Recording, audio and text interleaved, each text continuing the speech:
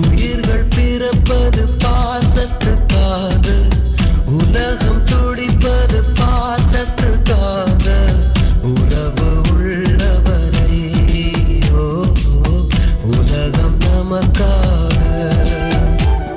இது பல கோடி உயிர் தோன்றி மடிகின்ற பூமி, பாசத்தின் வேர் மட்டும் முடியாத சாமி, அதனால் தான் சலிக்காமல் சுழலுது பூமி.